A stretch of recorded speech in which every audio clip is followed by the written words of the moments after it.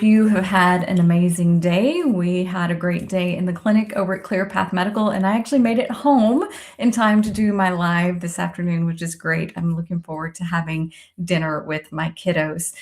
Have you guys heard the news today that has been all around about the lean mass hyperresponder study and the controversy that is going on with that data set? I've not made it all the way through the YouTube with Dr. Kim Berry and Dr. Nick Norwitz and also Dave Feldman. I am working my way through that, and if you have not listened to it, I highly recommend that you go take a listen over at Kim Berry's YouTube channel, because it's some pretty interesting and slightly disturbing information about that study. But it sounds like things are going to work out even more positively. So if you haven't checked it out, go check it out. My head's still kind of spinning and trying to process all of that.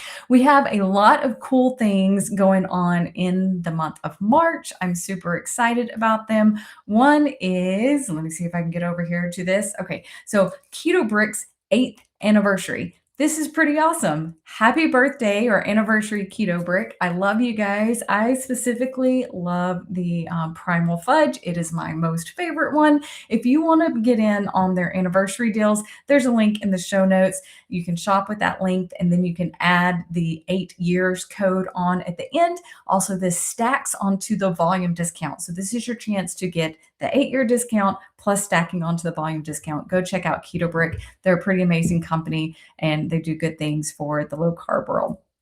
So this month, in addition to Keto Brick's anniversary, is Nourished. So Nourished is on Saturday, March the 21st. This is a ladies event. Ladies, if you would like to join me, link is in the show notes. This is an event linking the full body, the heart, the mind, the soul, the spirit, the physical body, all of that together through the word of Christ and how he says that we should take care. The Bible says we should take care of our bodies. So go check that out, and please join me on March the 21st. Then, as I was just talking about the cholesterol code, Dr. Berry and I are doing a show of the cholesterol code here in Dixon, Tennessee. If you're not in Dixon, Tennessee, I hope you're close to Dixon, Tennessee. But this show is only $19. So go purchase a ticket. Links in the show notes down below. Please join us afterwards. There is a live Q&A with Dr. Berry and Dave Feldman. We would love to have you join us at the Roxy Theater in Dixon.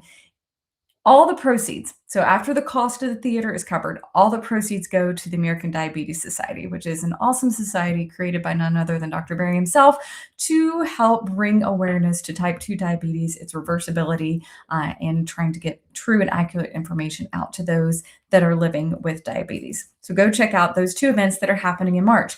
This next one, it's not happening in March, but it's happening in September, and the tickets are up for sale right now. You can also find the link on the website for the lodging at the Montgomery Bell State Park. So yes, I'm talking about Low Carb for Better Health, one of the most, or I think the most amazing low carb event. I've posted some of the speakers up on the website that's there. So if you're interested in who's going to be speaking at Low Carb for Better Health, go check it out. It's not the full list yet. I was waiting on a couple pictures, and I'm still trying to figure out a couple of timing slots and things like that. But I've got some of the speakers already up, and I think you'll be looking forward to this event the same way that I am. It's just an amazing time to kind of get together and spend time learning about being healthy. So for sure. Okay, so don't miss these great events. Don't miss Nourish. Don't miss the cholesterol code. Don't miss Keto Brick's 8th anniversary sale. And don't miss Low Carb for Better Health. Go get signed up for that. Last reminder before we get into our talk for today is remember that ClearPath Medical is accepting new patients for direct primary care. We call it Flex Care because it's care that is flexible around you. And if you would like to join us in Flex Care or direct primary care and partner with us, I should say, you can go to this QR code here, or you can check out the link in the show notes as well. We would love to partner with you on your health journey. So let's get into our study for today. So we're looking at the role of vitamin B6 in peripheral neuropathy. And this is a systematic review. Vitamins are something I get asked about all the time. So when I came across this study, I was like, hey, this is worth talking about because I think it's an interesting conclusion as to where it came up with. And peripheral neuropathy is something that is extremely common. In fact, it's estimated to be present in about 5% of all adults age 50 years of age and older.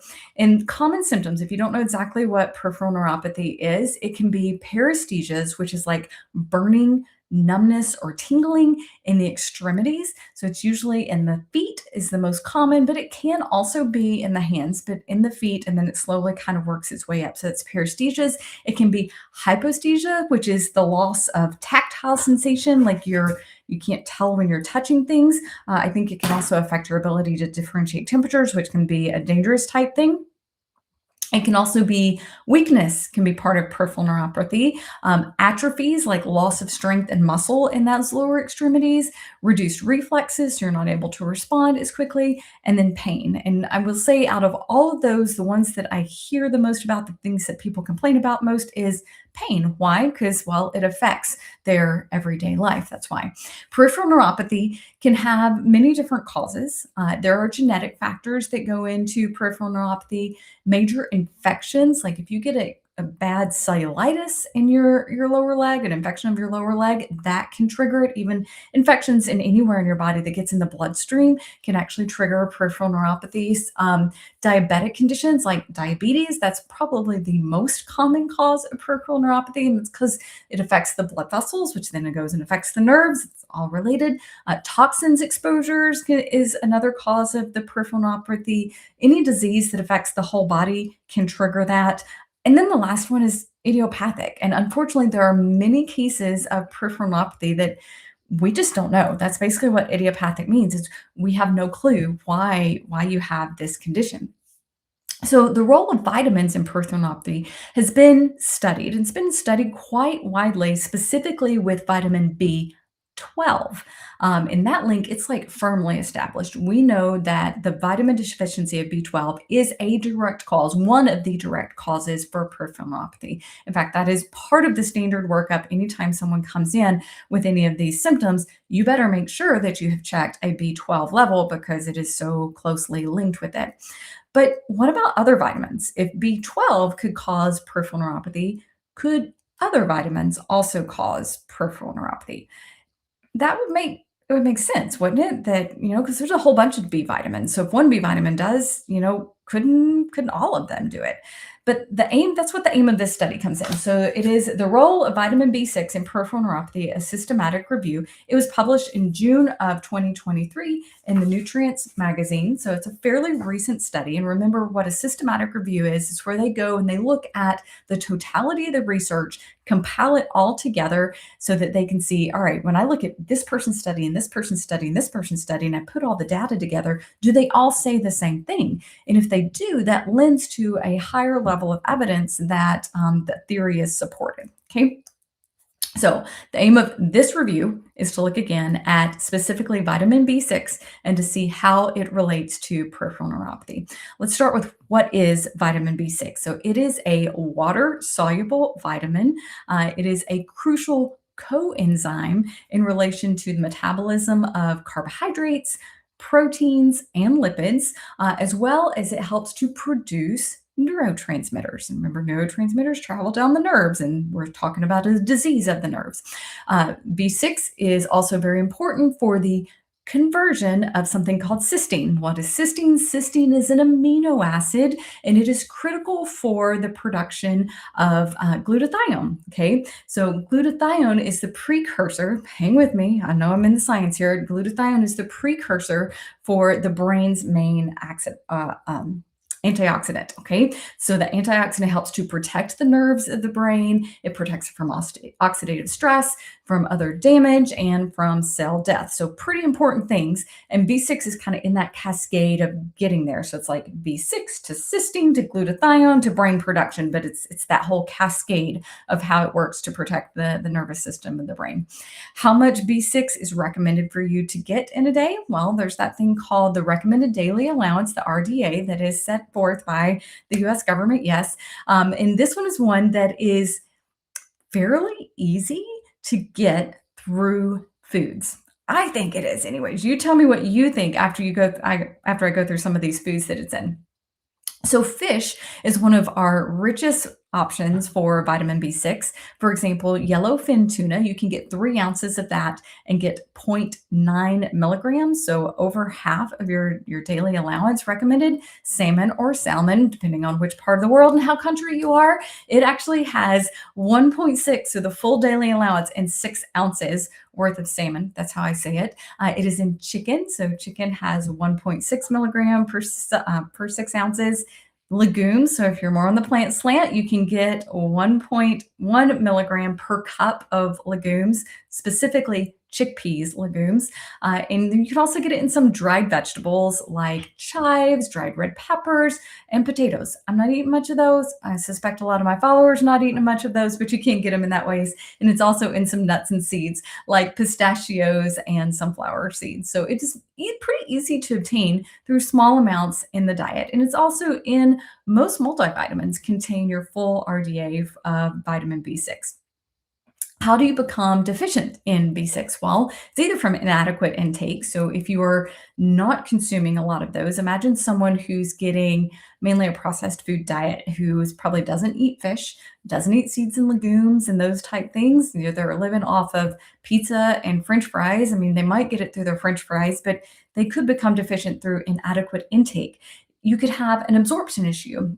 That's actually one of the most common things about B12. So it's very plausible that you could have an absorption issue for B6 as well and not be able to absorb that.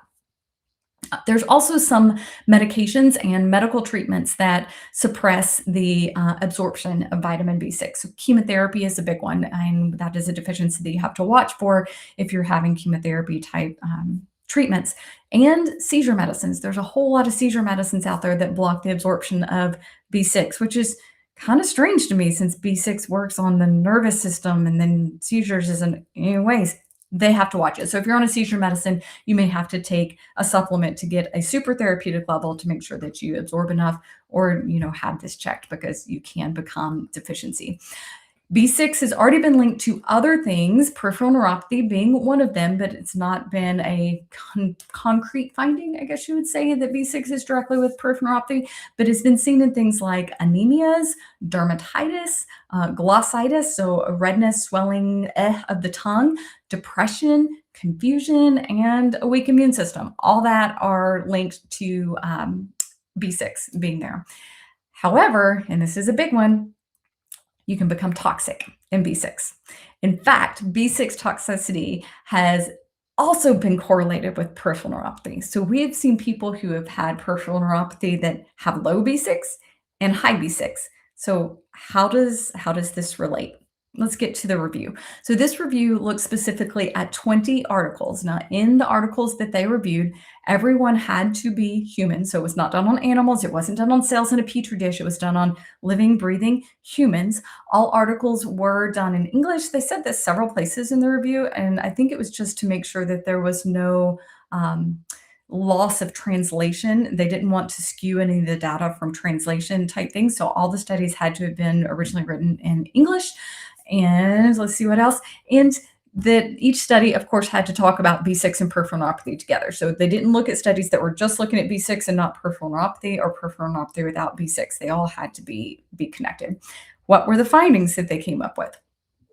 First is that low B6 can in fact be seen in patients with peripheral neuropathy. However, and this was a big however, this finding was also found at the same time to have an overall poor nutrition, or an adverse effect of a treatment, or something else, a secondary cause of other things that we already know cause peripheral neuropathy, and they also had B6. So it's hard to say, was it the B6 or the other things that were triggering the peripheral neuropathy? So therefore, to date, this study says that there's no firm direct evidence that low B6 is a direct cause, a direct link, direct cause to peripheral neuropathy. Not saying it's not linked, it's just to date, there's no science that says specifically B6 is causing that.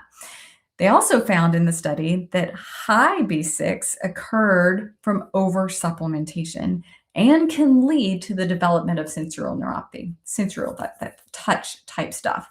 The positive thing is that after individuals discontinued the added supplementation, the symptoms went away. So it wasn't a permanent peripheral neuropathy from the high levels of B6, and it did seem to be kind of went away. Now, they did say that this was a small sample size, that there wasn't a whole lot of these, but it was enough for them to at least note it, that it was there. Now, third thing that they found, while there was no direct link with low levels in peripheral neuropathy, many studies did say that subjects noted that they felt better. So that's subjective. When I added B6 or when I was taking B6, I felt better.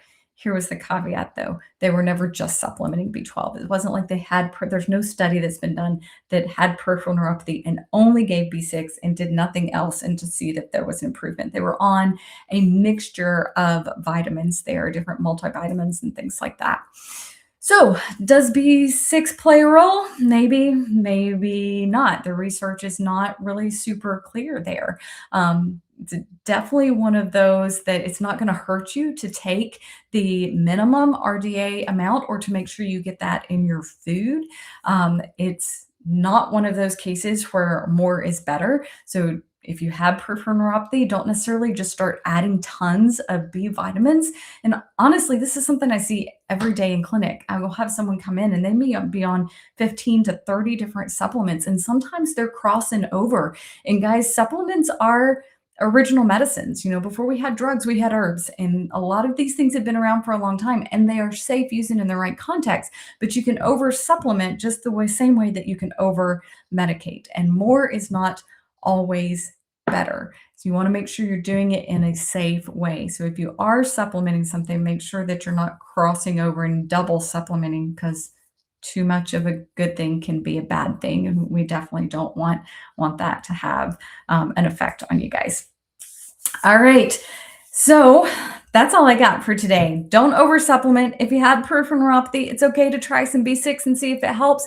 You can get it 100% through your whole foods. Just go throw you 3 to 6 ounces of salmon or whichever way that you want to say it on there. And if you choose to do it in a supplement, probably a simple multivitamin is enough, or a B complex. Just make sure you're not overdoing it with others that are out there too.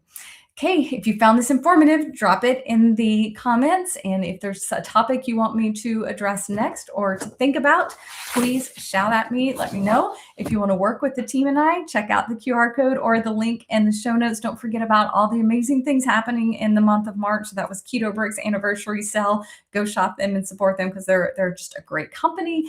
Ladies, that Nourished event is coming up. The cholesterol code with Dr. Berry and I on the 26th, and Dave Feldman. And I'm sure there's going to be lots of questions about the news from today. If you haven't went and listened to that interview, I'm going to go finish it up, listening to it. Go listen to it. It's kind of heartbreaking and mind-blowing all at the same time. Yeah. And then sign up for Low Carb for Better Health. I know it's not until September, but it is going to be a fabulous time, guys. I cannot wait to spend it with you. And I can't wait to tell you more about who's speaking and different topics that we'll have and what that will look like this year, because I always kind of like to change it up a little bit. Okay, until next time, I will see you guys later. Stay happy and healthy and enjoy some of these beautiful spring days that are out right now.